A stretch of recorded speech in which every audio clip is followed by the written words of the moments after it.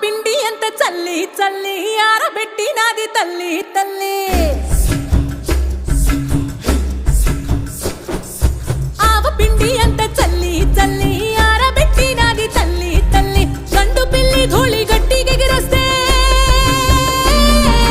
గండు పిల్లి ధూళి గట్టిగెగిరస్తే అడ్డుగా నిల్సోని అంగుడుతో మింగాడు రో